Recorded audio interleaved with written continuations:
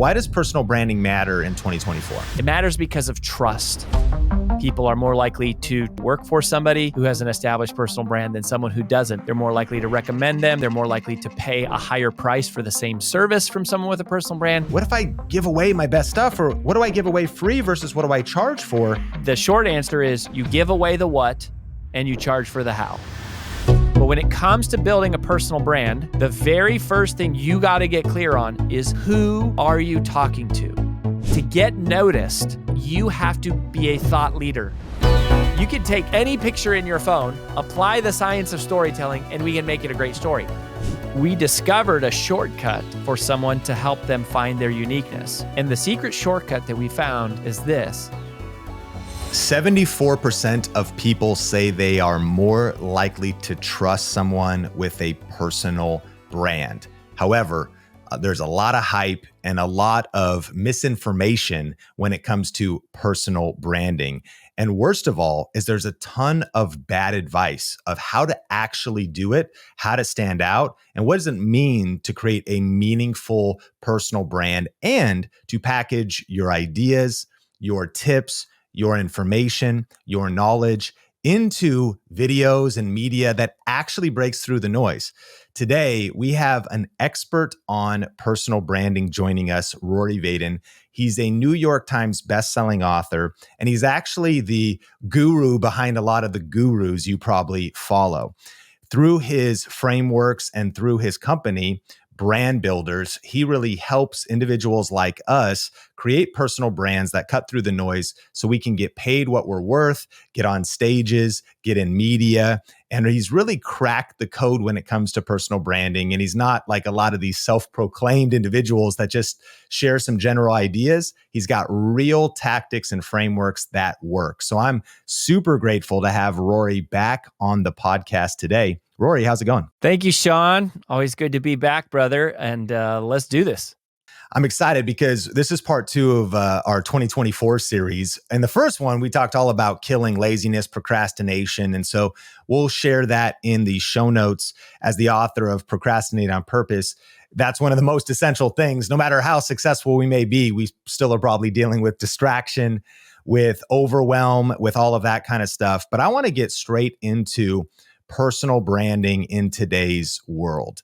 And I also am so excited to talk about your framework for how do we actually craft our intellectual property in a unique and sticky way. So first of all, high level, why does personal branding matter in 2024? Well, I mean, you mentioned it in that stat. That was from our Trends in Personal Branding national research study that we did that was weighted to the U.S. Census. It was a PhD-led, statistically valid academic research about how much personal branding matters. And like you can download that study and see all the data about people are more likely to trust someone who has an established personal brand. They're more likely to work for somebody. They're more likely to recommend them. They're more likely to pay a higher price for the same service from someone with a personal brand. They're even more likely, 30% of Americans say they're more likely to date someone who has an established personal brand than someone who doesn't. So it matters, and it matters not because of trends. It matters because of trust. What people don't understand about personal branding is that personal branding is not about social media and number of followers and subscribers and likes and websites and all of this stuff. Those are all sort of tactical expressions. In a more fundamental way, what people need to understand is that personal branding is simply the digitization of reputation. The digitization of reputation. And so reputation is about trust, right? Not just how do I get the most followers? How do I get the most likes? How do I go viral? You can do that with a dancing video. You can do that with gimmicks, but that kind of thing maybe doesn't get you trust, right? In order to build a business, we have to have trust. And what's powerful about the tools of the day, certainly YouTube, podcasting, social media included, is that the tools of the day allow us to automate trust at scale if you're really good at it. The problem that I would say you said 2024. So that's what I would say. That's been the storyline for like the last 5 years. I'll tell you the storyline that I see developing for 2024, which should be scary for people, is that the new problem is noise and competition created not only by the other creators, but powered by AI. As AI explodes onto the scene, it is now easier and faster for people to create content. One of the frameworks that we use to help people understand this is something that we call Sheehan's Wall. And I named this after Peter Sheehan because he was a colleague of mine who originally came up with the original concept. And I saw this from him kind of applied to a corporate environment, and we apply it and adapted it for personal brands. But basically, in any market, in any vertical, on any platform, in any industry, there's two groups of people. There are those who are unknown, and then there are those who are well known. So there's those who are struggling with obscurity. They're not yet discovered. They're not yet trusted. They're usually unclear or untrusted. And then there are those who have notoriety, right? They have trust. They have influence. And in between these two groups is this huge invisible wall that we call Sheehan's Wall. And what most people do who are living in obscurity or who are unknown is they look at the people on the other side of the wall who are well known, living in notoriety, and they go, ooh, I want to do all the things that they do, right? And so they look at Gary Vaynerchuk and he talks about all these different topics. And they look at Tony Robbins and he's got, events on money and Date with Destiny, and he's got stuff on health and, all sorts of different things. And so they have lots of topics. Then there's all these different platforms, right? And so they're like, oh, I have to be active on, X and, whatever, Pinterest and TikTok and Instagram, and Facebook's coming back, and LinkedIn and whatever. So they have lots of platforms. Every time you scroll social media, you'll see an ad for a new way to make money with a personal brand. Like, you should do masterclasses. No, you should do a book. No, you should become a speaker. You should do live events. No, you should do retreats. You should do destination vacations. Like, it should be a membership site. No, it should be a course. And so they have like all these different revenue streams, all these different topics, all of these different platforms, talking to all of these different audiences. And what happens is they bounce off the wall. And they bounce off the wall because they don't have focus. If you have diluted focus, you get diluted results. So again, this has been the narrative for the last couple of years, which has been true. And some of the, the real blockbuster personal brands that we've been able to work with and try to help them break through the wall, it's about creating uniqueness. So the best piece of personal branding advice I'd ever received is a quote I heard from someone named Larry Winget. And he said, the goal is to find your uniqueness and exploit it in the service of others. Find your uniqueness and exploit it in the service of others. Well, now with AI stepping onto the scene, there's this explosion of content, right? I mean, you can write a blog in 60 seconds. Like you can create video prompts and scripts and like so many parts of the process are going to become more and more efficient. Even the video production itself, and the video editing, but even the video production itself is not that far away. So now there's more noise happening at more speed than ever before.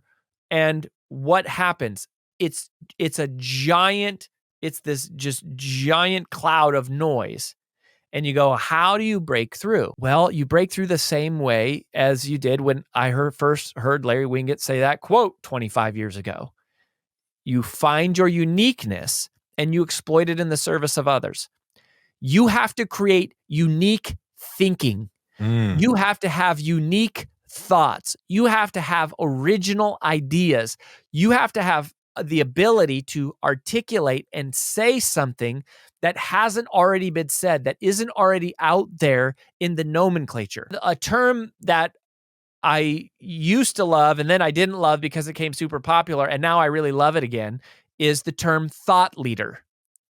Because at first it was like, oh yes, thought leader was like a name. It was like a name for an influencer.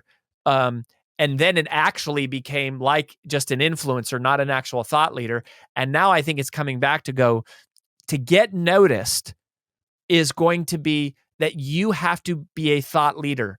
You have to advance the thinking of what's been done, and you have to advance the nomenclature of what's been said on your topic. If you are in any way regurgitating, repackaging, reformulating, consolidating, summarizing, anything that's been out there, you are a commodity, and you're not only going to be killed by the creators, you're going to be killed by AI, because it can do that faster than you. So you better have something unique. And that's the foundation and the first thing that we do with everybody at Brand Builders Group is help them figure out and find their uniqueness. That was a lot. I want to unpack some things and then I want to get into this framework, so how we can actually find our uniqueness. But we are fighting against noise and competition, but AI is kind of enemy number one and is also a tool to leverage, but is exploding onto the scene a lot of average content, a lot of echoed content, a lot of thought leader list content that's just a lot of echo. And we don't want to be an echo, we want to be a voice. And what we want to do, you said Sheehan's wall. The important thing is to niche until you're known, until you break through the wall. If you compare yourself to Gary Vaynerchuk, he niched at the start, wine only, and even his show was about wine. And with that authority, and YouTube only in the yeah, very beginning, wine and only then and leveraged YouTube. it. But success in business, success with the wine shop, success with a show about wine on social media was then leveraged to social media. But once you're on the other side of Sheehan's wall, to your point, if you are passionate about the Jets, you're passionate about wine, you're passionate about social and business and NFTs and VFriends, you're in an entirely different place. And so many people are comparing. Our mutual friend John Acuff says, never compare your beginning to somebody else's middle. Yeah. I think we could even add to that and say, don't imitate somebody's middle when you're at the beginning. Yep. You're not through Sheehan's wall yet. And if you're diluted across multiple topics, multiple platforms, multiple monetization methods, targeting multiple audiences, you are hitting against the wall. And that's probably why you're frustrated. You're not getting views, you're not growing, or it's marginal growth, but it's not breakthrough growth. So you said the goal is to find our uniqueness and exploit it in the service of others and to actually be a thought leader. And I would love, that feels so intimidating. Like, I think before we hit the frameworks, can you speak to the mindset of how can I possibly contribute to the zeitgeist when it feels like, well, I'm looking at Rory Vaden in his career, or I'm looking at where Sean is in his career, or who I followed? How can I add to the conversation? Is it so out there? Like, there's already the best-selling authors. Like, is this accessible to somebody who's just jumping on the scene?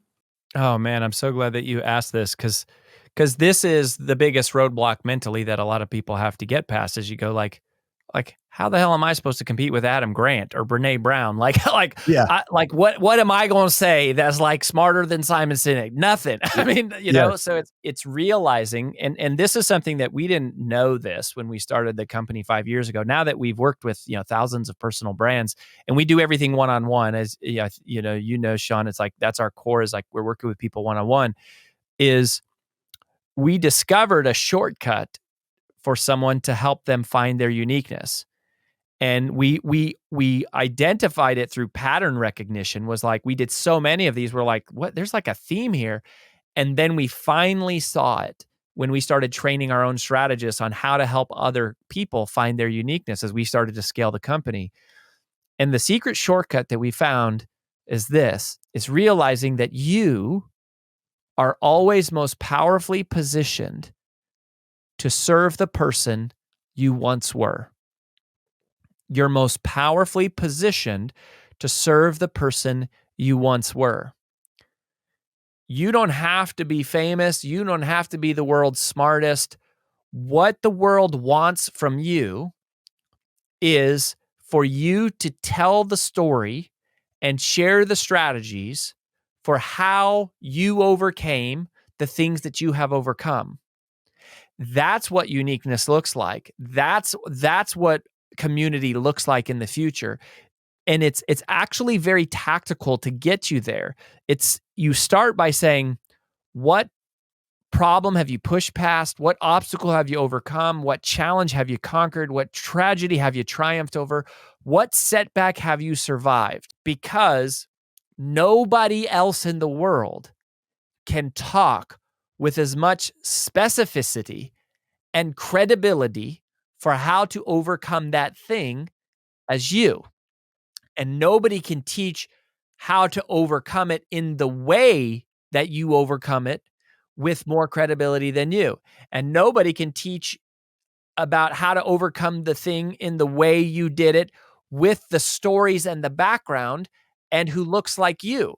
And these things all matter, right? Like it matters how you look. Eminem was a white rapper. It mattered how he looked. He connected with a generation because people said, "Oh, he looks like me." And so they paid a new group paid attention. The biggest virtual event for content creators is happening May 23rd through the 25th with Gary Vaynerchuk, Dave Ramsey, Patrick Bet-David, Ali Abdaal, Cody Sanchez, Shalene Johnson, Pat Flynn, and so much more. Just click the link around this video to get the most affordable ticket price in history for Grow with Video Summit. This is your chance to get access to top video experts, to network in our exclusive app and connect with creators and entrepreneurs around the world that are using video, and to leave this 3-day virtual event with a step-by-step plan for how to grow your personal brand, your business, and ultimately monetize your content in new and multiple ways. All happening at Grow with Video Summit. So click the link around this video to learn more and get your ticket before prices go up. The key, the thing that you're fighting against here is imposter syndrome. I mean, that's what to call it out, right? Is to go, well, who am I? And I call this another way of thinking about this, Sean, is we sometimes call this the law of the frequency. And if you think about a radio station, okay, you could have 2 radio stations playing the exact same song at the exact same time, right? So these 2 stations are playing the exact same song at the same time, but an individual person can only be impacted by one of those radio stations. Why? Because you can only be tuned into one frequency at a time. And so even if you were, verbatim saying something that somebody else said, it still would be powerful because they can only hear it from you, because they only have access to you. Now, so part of your uniqueness on one hand, it's going, you can share the principles that have always been shared because they're only going to hear it from you because they only have access to you. They like if there's somebody listening who is like doesn't look anything like Tony Robbins, you go, Tony Robbins could say it 100 times, but because they don't like him, they don't like his voice, they feel like he's too energetic, they go like, he's not my guy, even though he teaches that principle. Meanwhile, you go look at somebody like Brene Brown and you're like, oh, she could say the same thing, and now all of a sudden it connects. It's in a different way. Now, on the surface, that kind of looks like not uniqueness. That looks like it's the same message delivered through a unique messenger. So the messenger themselves is a part of what makes it unique, is you living into more of you. I love that Sally Hogshead talks about how the way that you differentiate yourself is not by looking at what everyone else is doing and asking, how can I be different? It's by leaning into more of who you already are. And that's what I think uniqueness looks like. It's your stories, your anecdotes, your strategies, your techniques. In the part 1 of this interview, Sean, we shared the focus funnel. The focus funnel is a technique, a strategy, a framework that I created out of my head. The TED Talk went viral. It's about how to multiply time. I wrote a book on it, Procrastinate on Purpose. Well, lots of people have written books about productivity. Lots of people have written books about time management. Lots of people have written books about delegation and systems, right? So it's not that I'm saying something that has never been said before. It's that I'm saying it in a way that only I can say it. And the way that I'm saying it is, if you want the focus funnel, you have to hire Rory Vaden. If you want someone to come teach that, you have to hire Rory Vaden, or you got to hire someone that has licensed that intellectual property from Rory Vaden. You can't get it anywhere else. Why? Because it's out of my freaking head, right? So and that's what matters. And I think as we enter into a world of AI, it includes both the sort of artistic component of this, and then also the practical element of going, you're creating unique frameworks and unique quotes and unique constructs and unique curriculums not that are teaching things that have never been taught before, but that are being taught through a different set of frameworks and through a different set of lenses, through a different set of stories that is only available from you because it came out of your head. And so the first thing that we do at Brand Builders Group is we extract that knowledge out of your head and we put it into a system that can then be distributed, to the world. That is inspiring and I think exciting for listeners. And we're also probably feeling like, shoot, okay, so I've got all these ideas in my head and I'm trying to figure out my brand, but I don't have a proprietary process yet. I need frameworks. I need constructs, mental models of these things. I need curriculums, quotes, stories, systems of my way of doing it. But it's also so empowering because you spoke to, we are most powerfully positioned to serve the people we once were. And so the challenges and setbacks and all of those different details. Okay, I want to get into your frameworks, but I also want to make sure in case people are on the go or they need to pause or go to finish the episode later. If you want to connect with Rory, we've been actually sharing this resource for years. freebrandcall.com/think. Many of the people in our community, VRA students, Think Media podcast listeners, have jumped on a free call just to get a little bit of help. Because you might say, okay, I can tell I need to talk to Rory's team to kind of like bring some clarity to the chaos that's in my mind. I've got these great ideas, but I want to formulate them. Jump on that free call. And then, of course, you can already see Rory's a world-class dude. His company's incredible. So maybe there's a next step you could go to. But that's a resource. We'll talk about it a little bit later. But that is their expertise. And there's been many times. There's so much I could just riff on right now that you've helped me. One of the biggest ones was you were talking about, as I have my proprietary process, I could teach 1 point in a TED Talk. I could teach my 7 points in a 1-hour class at a surface level. I could do a 1-day workshop. I could then take that same framework and do a 3-day workshop. If I wanted, I could teach it over 7 days. And our VRA students know about this. It's the 7R system that we teach related to YouTube. But this is the kind of thing we're talking about, is you creating something. And AI didn't create that. And AI can't compete with that. So if you're going to stand out with personal branding and build a strong personal brand in 2024, you've got to formulate frameworks, constructs, curriculums, quotes, stories, and systems that are unique to you. Rory, walk us through one or two, whichever ones we could cover today, to start creating some original IP and original content. Yeah. So, the Brand Builders Group process, our process is actually 14 different 2-day experiences. Like if you worked with us on everything from, book launches, like we've helped 29 authors become New York Times, Wall Street Journal, like USA Today bestselling authors, speaking, selling high dollar offers, building funnels, training your sales team, like doing live events, all the things that we teach for personal brands. But where it starts, okay, the first 2-day experience is called Finding Your Brand DNA.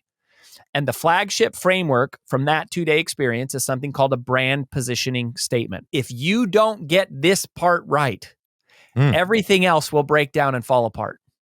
And there's a couple key elements that you have to nail. I'm a huge Simon Sinek fan. I love Simon. I love Start With Why. I love Eaters Eat Last, and so much of the stuff that he's done. But when it comes to building a personal brand, what I would say is you don't start with why, you start with who. The very first thing you got to get clear on is, who are you talking to? Who are you serving? Who are you creating for? Who are you addressing?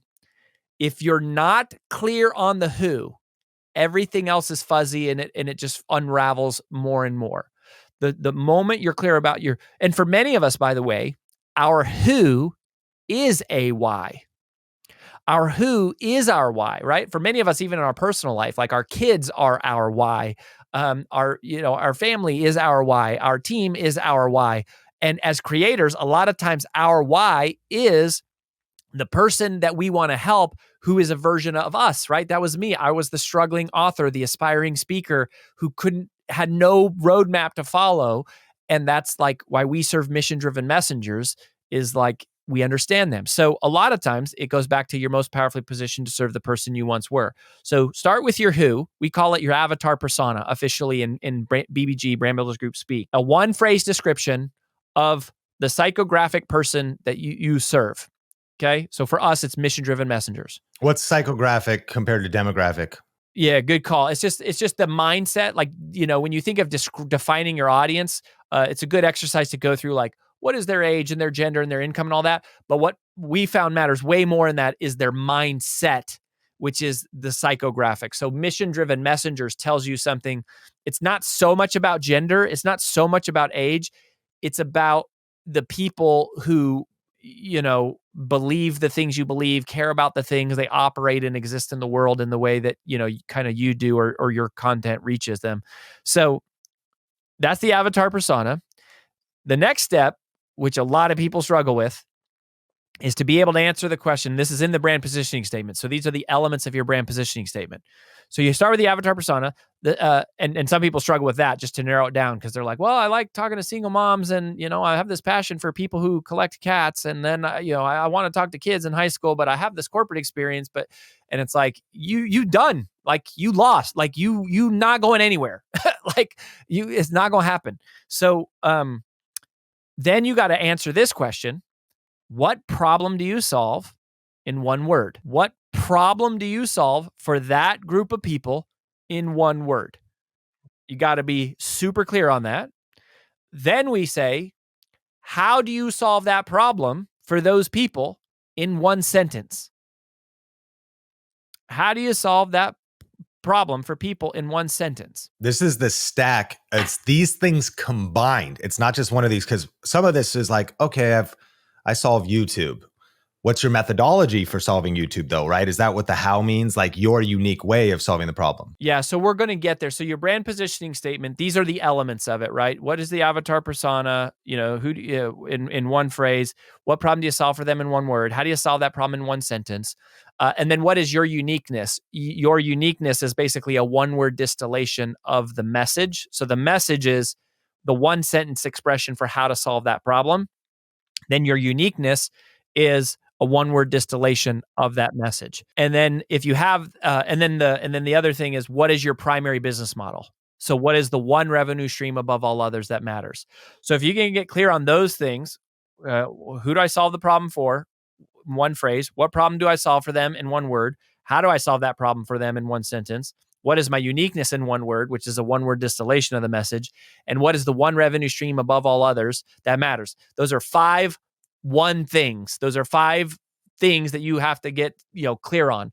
If you get those, that's what we call a brand positioning statement. And often that takes us about 2 days to work through with somebody to really nail it. Like it's not easy to do. It's hard to do.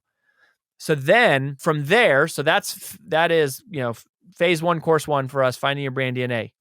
Then in phase 1, course 2, it's called captivating content. So now this is where the unique IP comes into play. We're going to extrapolate your uniqueness into a body of work, into a body of knowledge. So the one sentence message from the brand positioning statement that we were talking about is, how do you solve that problem in one sentence? That is, give them an instruction or a command in one sentence. What must they do to solve that problem? Then captivating content is where we extrapolate that into a full body of work. It's going, okay, let's go. How do you solve that problem? What are all of the steps? So we call them pillars. You could think of it like a chapter. A pillar, you could think of it like a chapter if it was applying to a book, but we call them pillars deliberately because if you do this process right, you will write a TED Talk, a keynote, a half-day training, a full-day training, a 2-day training, a course, a 6-month coaching program, a year-long consulting program, and a book all at the same time. If you do this right, you'll create them all at the same time, which is powerful. So each pillar, we go, okay, now let's create the buckets, right? So, like you talked about your 7 R's, right? Each of those is a pillar. Those are the buckets to solve what are the steps or the main themes that someone has to understand to overcome the problem that you help them with. And then you're going to create those buckets, right? So like sometimes they're sequential. So like in my first book, Take the Stairs, they were not sequential. They're 7 kind of general principles. In my second book, Procrastinate on Purpose, it's the 5 permissions of the focus funnel. They happen in a sequence. At Brand Builders Group, we have 14 parts to our curriculum. That happens in a sequence. So sometimes they're sequential, but they don't have to be. They could just be like principles. And again, these are not the principles that Stephen Covey says to change your life. This is not the principles that Tony Robbins or Mel Robbins or Robin Robbins or any other Robbins says to change your life. This is, how did you change your life? How did you overcome the problem? How did you get past the setback? And what is we're building your unique methodology. So we bucket that out. Okay, let me pause right there. Any questions so far on that, Sean? Are we tracking? Again, I think that number one, rewind the audio or video and re-listen and save this episode, because it's really, I know our listeners are thinking, okay, when I get home later, I'm going to pull my journal out, write this down, because you're giving us a lot of prompts, and more than just being entertained with information, I want people to really do the work and start working through this. But no, keep it going. This is amazing. I'm taking some notes and I'll follow up. Okay. So now you have the beginnings of what we would call the modular content method, which is our flagship framework for captivating content, right? So we have our pillars, our buckets, our themes, our chapter headings. What we then do is under each one, and this basically makes a grid, right? Because your buckets or the pillars become the columns on a spreadsheet. And now I'm going to give you the rows. For each pillar, you tell a story, make a point, teach a framework, and inspire a behavior. And then we give them an exercise. Okay, so tell a story, make a point, teach a framework, inspire a behavior, give them an exercise. And we know that if we can help you create and outline each of these 5 components, like subcomponents, then you're going to have an amazing pillar that is taking shape, that does change people's lives, and it is unique to you. So we start with signature stories, and we talk about what counts as a signature story and what makes a good story, and why most stories suck, and what you need to know about how to tell the story in the right way. But we're going to take a story, and the stories, if at all possible, we're going to try to avoid stories that appear in the zeitgeist. We're not going to tell the story of Walt Disney, and we're not going to tell the story of Abraham Lincoln and, Lance Armstrong and whoever. We might use a few of those, but what makes it powerful is not that. It's the story of, when you put your kid down to sleep one night and they said something to you that changed your life, right? It's the celebration of life's seemingly small, insignificant moments translated through the power of the science of storytelling to create and celebrate these magnificent moments as, learning as a part of the learning. And so, everybody says, "Oh, I don't have any good stories," and blah, blah, blah, blah. And I'll give you like super tip on stories for a second. Every picture in your phone is a story, right? So if you go, "I don't have stories," I promise you do. Every single picture in your phone is a story. Now, is it a good story? That's going to depend on if you understand the science of storytelling, which is what we really help people understand and like craft and like put it together. But you can take any picture in your phone, apply the science of storytelling, and we can make it a great story. Similarly, if you climbed Mount Everest, if you don't apply the science of storytelling, you could say, "I went on a trip last month and I climbed Mount Everest. It was amazing." That's not an amazing story. Like, even though it's an amazing thing you did, it's a crappy story. So it's not the essence of what you did that makes a great story. It's how you tell the story. And you have to start each pillar, or you have to have a signature story as in each pillar, because people connect with stories. Okay. So we tell a story, then we make a point, and this will freaking blow your mind. One of the things that we discovered, we have a data science team, and we're a bunch of nerds over here. We're a herd of nerds, and an army of analytics.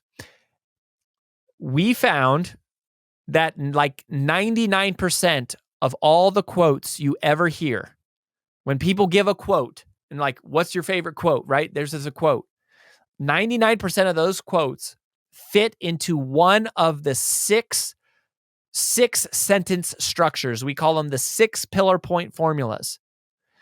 And so what we discovered is that it's not only what you say that makes something a quote, it's how you say it, the cadence of how you say what you say, right? Like one of my most famous quotes is success is never owned, it's rented and the rent is due every day. That was like my very first like kind of quote that went viral from my Take the Stairs book. Your most powerfully positioned, by the way, that success is never owned, it's rented and the rent is due every day. That's one of the it's a pillar point formula. You're most powerfully positioned to serve the person you once were. That is what we call literative construction. That's one of the 6 pillar point formulas. Metaphorical construction is the rent axiom. I also have this, very famous story about Buffalo and how Buffalo charged the storm. And I actually just recently wrote a kid's book called Be the Buffalo. That is metaphorical construction. It's this concept that has like become a very popular concept. All of it just from running this checklist of these 6 pillar point formulas. So then we come up with what's the big idea for that pillar. And then how do we run it through the 6 pillar point formulas? Then there's frameworks, which are basically visuals. We can dive in on these if you want more, Sean, but there's frameworks, which is how do we create a visual articulation of the main idea? When people say, "Oh, he has great content," or she has she's an amazing thought leader, or when they say, this is a weird thing that people say, but they say that speaker had a lot of meat, right? Or like that video had a lot of meat. What people are really saying is they had great stories, they had clear catchphrases, they had amazing visuals and ways to organize the thinking and clear action items or takeaways. So that's what they're saying. So in frameworks, we want to go, how can we clarify the essence of your pillar as a pillar point, and then we put you through the rigmarole of going, how would you express this visually? And then that becomes a framework. Like the focus funnel is the flagship framework of my TED Talk and my second book. It's like, it's a visual. It's very simple, but we created it by thinking about it, which is what thought leadership is and what thought leadership requires, is thinking hard about how to communicate this in a more efficient way. Then you give them a behavior, which is a command for what they need to execute in order to, achieve that pillar successfully. And then you give them an exercise, which is you create a tool to help them actually apply what they need to do and what you've told them to do in the pillar. And so if you do those things, tell a story, make a point, teach a framework, inspire behavior, give them an exercise. And if you do that on repeat for somewhere between 5 and 9 pillars, typically, then what's happened is you have created a body of work. We call this the modular content method. And basically a TED Talk is one pillar. And by the way, we've had 6 BBG clients write TED Talks that have gone viral with over 1 million views.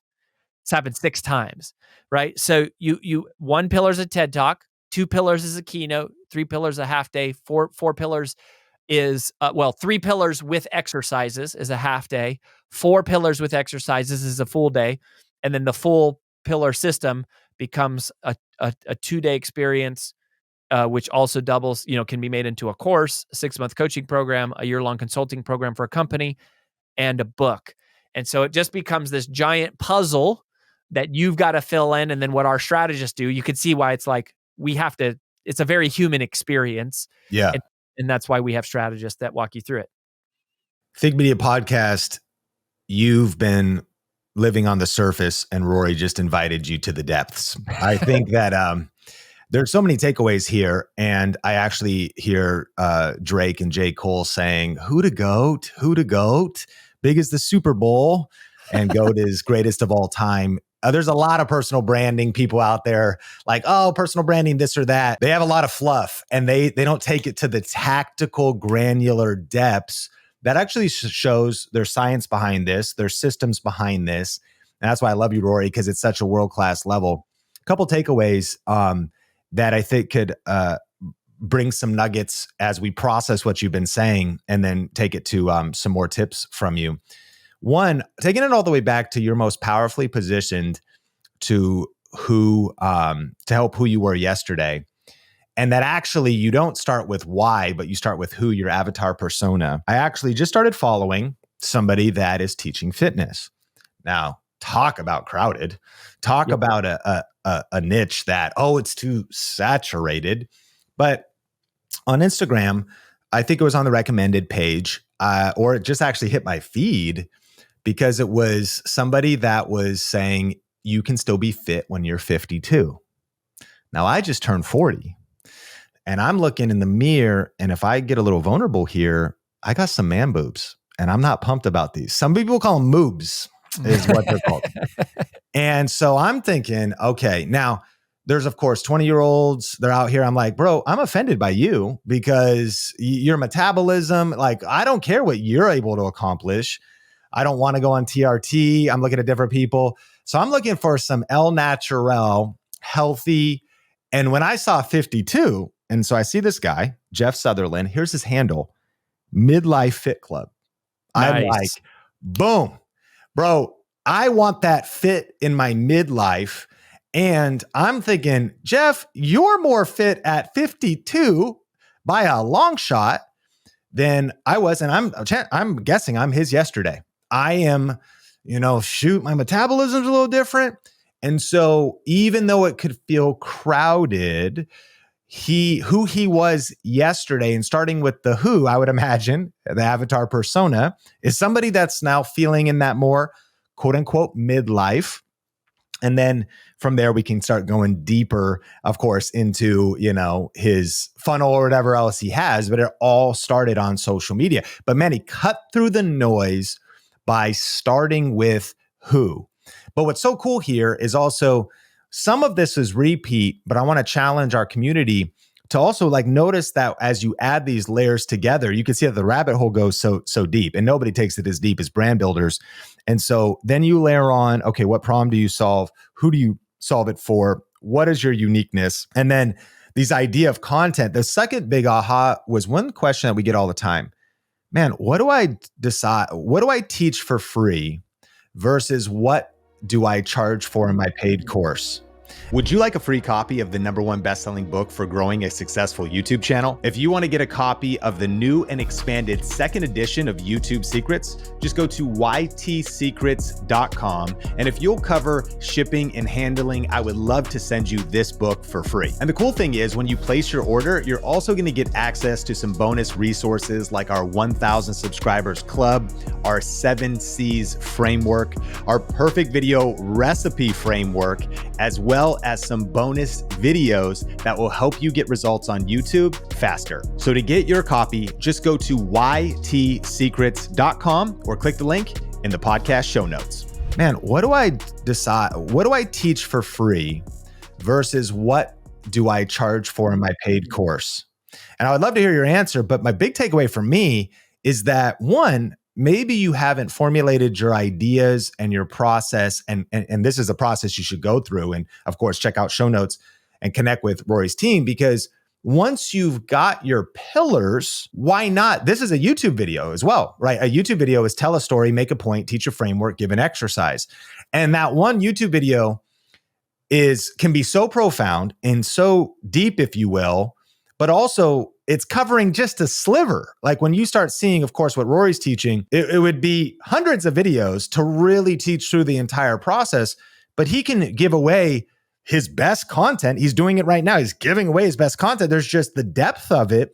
And when you go through his entire proprietary process, especially because it's not just the information, it's going to be the stories, the exercises, the unlocks, the depth of the information that we're not just going to get it when it hits our mind. We need it to hit our heart and be transformed into our lives. This, I think, is encouraging because a lot of our community gets stuck. Like, well, wait a minute. Like if I just tell people, and that's actually, I've got videos that tell people our 7 pillars. And Sean, you just gave away all 7 pillars.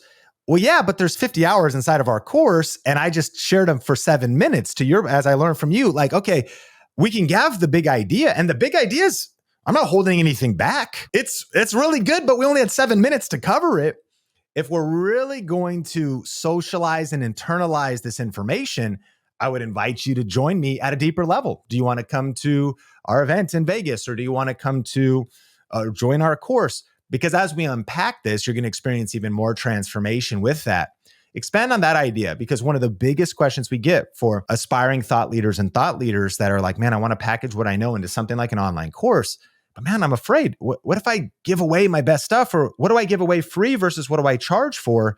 To me, your system really solves that. Break that down. Yeah, it's a really important question. What do I give away versus what do I charge for? So I'll give you two thoughts on this. The first one I think is pretty clear. This is not a Brand Builders Group or Rory Vaden quote. This comes from old school internet marketing, like in the back, information marketing, pre-internet marketing, information marketing. And still to this day, I think it's one of the best ways to answer this question.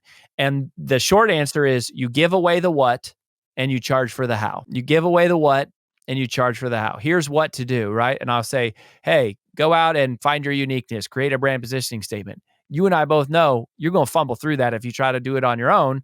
And some people may get there, but a lot of people are going to, want help. So it's like, you give away the what and you charge for the how. I like that because it's a clear delineation. What I don't like about it is it feels a little bit like a scarcity mindset, like I'm holding something back and I'm only allowing you to have certain level of access to me and I'm making you pay to have access.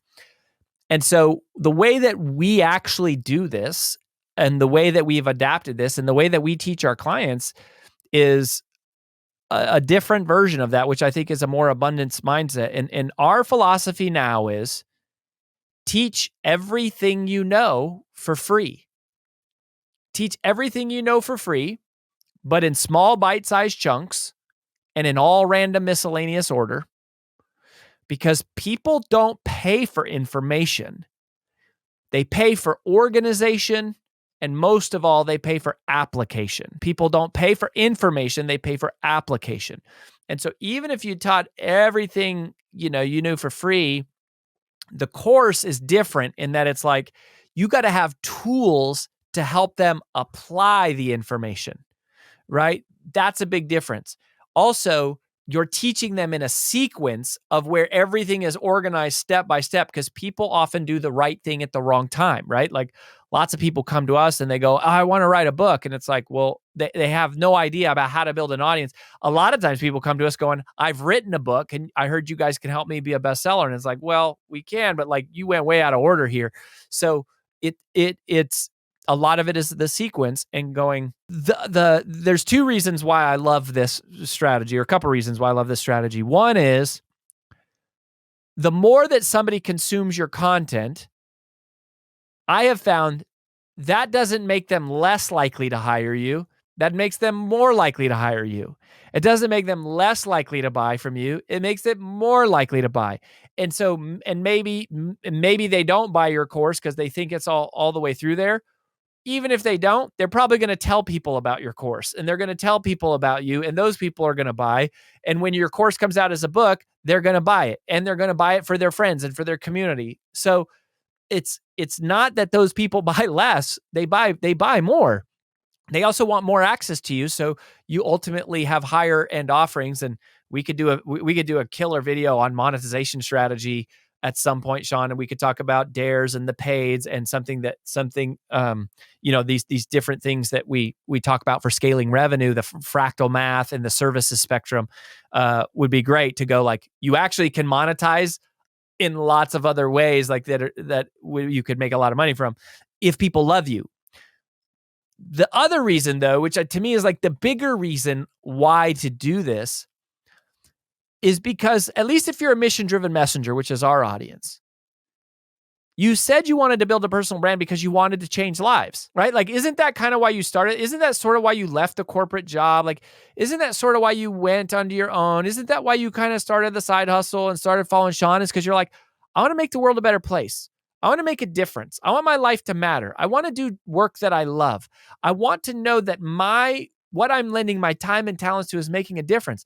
I want to make a difference in the world. Great. Push record and make a freaking difference.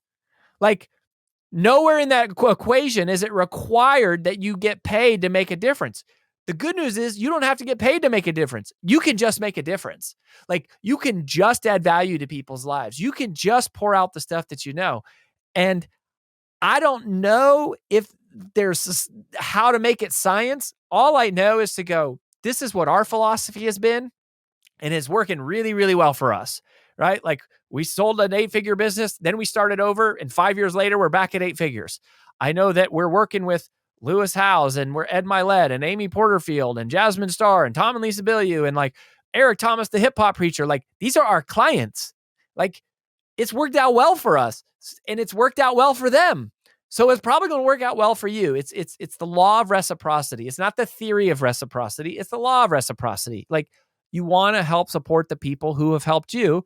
And even if not, for me, it's actually a spiritual thing, Sean, because I just don't believe you can ever outgive God. Like you can't outgive the universe. You can't love on people in a way and not have it come back to you. So I think, while I understand the fear, and I've certainly had the fear myself, I think people over-index on that fear, and they kind of catastrophize it. And again, like in order for the devil to win, he doesn't have to, destruct you. He just has to distract you. And if he can remember this about the devil is a liar. The number one tool that the devil has is deceit. It's lying. So if he can plant this lie that, well, you can't give that away, no one would buy, or you're not good enough to be on camera, or someone else already did that, or why would anybody listen to you, or you don't know about the technology, you don't know how to edit, you're not as smart as this person, you're too late, right? All the devil has to do to win is distract you. He plants those thoughts, he deceives you, he wins. It's a low bar for him. Meanwhile, you go, I'm going to make a difference in the world. I'm going to share what I know. I'm going to become a better teacher in the process of teaching all of it. Worst case scenario, I make an impact, I automate trust, and I build my reputation. And long term, that strategy never loses. Rory, what you hit on last there was so powerful, I think, too, because there are so many mission-driven and purpose-driven people listening to this that I want to also feel the weight that if you keep believing the lie of, well, someone's already done this, and you stay silent and you don't lift your voice and you don't press record. Here's my question for you, Think Media Podcast. Who is waiting for you to overcome your fears and to start posting content? And who is waiting on the other side of your fears and your insecurity? Because whether it's 10 views or 100 views or 100 million views, if you don't put that content out there and you don't share your message and you don't share what's worked for you, then someone's life might not be changed. And the lie is, oh, well, somebody else is already sharing that information, but not the way that God designed you. The way you look, your experiences, the pain you've been through, the trauma you've been through, the heartache you've been through, or the simple solutions to the business problems and the frustrations that you've had. Man, who's waiting on the other side of your fears and your insecurity? Rory, that hit me because how the devil works is lies, and these different lies, mental barriers, these different mindsets that could be holding us back. For time's sake, we have covered so much. I still have 100 follow-up questions, but we absolutely want to have you back for talking about monetizing, talking about your different frameworks and all the different ways we can monetize a personal brand in today's world. I have a couple of final questions as we land the plane, but a few resources to remind our community on. Check out the show notes for episode number 1, because after we have even what you learn in this episode about maybe your next video, tell a story, make a point, teach a framework, give an exercise, you still got to take action and overcome the insecurity and procrastination and laziness that might come up. And that's what we talked about in part 1 with Rory. So that's linked up in the show notes. This series with you is now becoming like a masterclass. We might be on episode 4 or 5 in Think Media Podcast history. I would highly recommend pace it out, but add to your watch later list or save previous episodes, which will link up all of Rory's episodes. So many rich and deep topics, just like this one. Rory's got a couple of books, but most of all, and I think the one thing I would want you to do next is go to freebrandcall.com/think. if you can already tell that you would love to process some of these ideas and some of these issues with Rory's team, of course, if you want to hire them, that would be available, and they'll let you know about that on the call. But the call in and of itself, Rory, what's going to happen over how many minutes when people just register for that free call to connect with your team? Yeah, so the what typically happens, first of all, is we take like an inventory of your story. I mean, your story is the thing that we build the personal brand off, and we want to know, like, we want to know you, right? We're human. We do work one on one and in in-person environments. So we want to hear your story and what challenge have you conquered and what problem have you pushed past? Like, so we want to hear the story, and then we want to hear the vision of what you've got for your personal brand, right? So we'll ask questions about, like, how big is this vision? Like I said, we work with some of the biggest personal brands in the world. Some of the most recognizable. They've done really, really huge things. We also work with people who have just like a very specific thing that they want to get a promotion, or they want to get more attention for, their local nonprofit, or, whatever it is. So what's the magnitude of the vision? And then just kind of like, where are you at right now? What's going on? And we got to, tell us what you're good at. And you might go, I'm good at this, but I'm struggling with this, and I don't have a team to help with this, and I'm not clear on this. And, we'll kind of talk it out. And then, if at some point that we kind of go, hey, we actually think we might be able to help you. If that comes up, what would happen is we would show you, here's what the brand builder, we call it the brand builder journey, looks like. And we would actually walk you through. We would tell you this for free. Here is the 4-phase process that we take people through to become, household names and everything that we've done and we've learned. And so we show you that. And then if you kind of go, yeah, that does look like something I'd help, then we would go, well, there's a couple different ways we can work with you. Some are very affordable, and some are more, customized and, faster. So, but it's like, our heart is for mission-driven messengers. You don't have to be rich and famous to, start working with us. A lot of people, it's just an idea. And then other people, it's like, we're working with some of the biggest personal brands in the world, right? So it's just about the mission. And again, so, I think you mentioned, Sean, so you go to freebrandcall.com/think, freebrandcall.com/think. And you just request a call. There's a bunch of questions on there in the front end that will help you kind of like think through some of that. And then the last thing that I would just say, Sean, to like what we were talking about, is it really is true that there is somebody out there right now who needs you more than you need them. And if you just get present to that idea and you think about this, that right now there is somebody searching for answers to questions that like the back of your hand.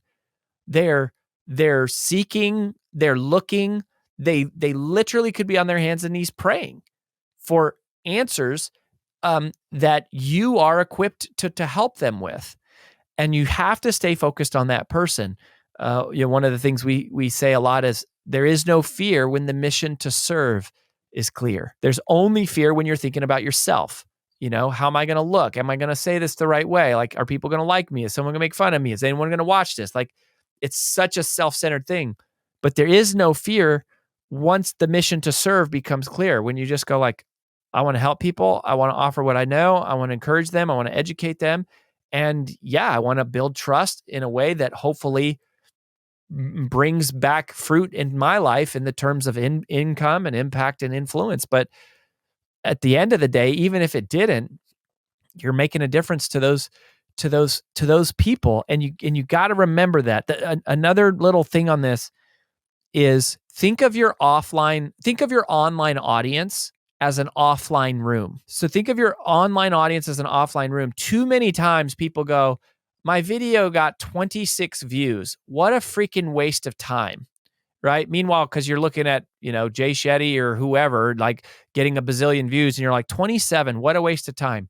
Yet, if I told you right now, in the room next door, there are 27 people gathered, sitting in chairs, waiting for you to share your life story and everything that you know about how to overcome that problem, you'd probably be pretty excited about it. Like, your heart rate would probably speed up. And if it were a couple hundred, you'd probably be like outright nervous. If it were 1,000, you'd be freaking out, right? Like, you have to, it is that way. Those are real humans. Those are real people. Those are real stories, real eyeballs, like real people struggling. So it's like, don't forget the power of that one person, and think of your offline, or think of your online audience as an offline room. Man, it kind of gives me chills, and like just thinking about that. And it's a good reminder for the ups and the downs of the content creation journey, because sometimes we're like, oh man, the video took off on YouTube. It's 1 out of 10. And then sometimes it's 10 out of 10, which would be the lowest scoring. You're like, man, I put so much energy into it.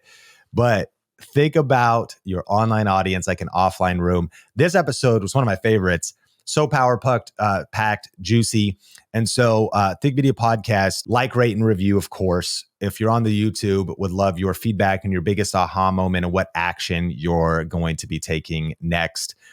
Check out all of the show notes and resources, and then follow Rory. We'll link up his socials and whatnot in the show notes as well. Tons of juicy goodness there. Want to thank you for being a part of the Think Video Podcast community. And as always, I am Sean Cannell, your guide to building a profitable YouTube channel. And I can't wait to connect with you in a future episode.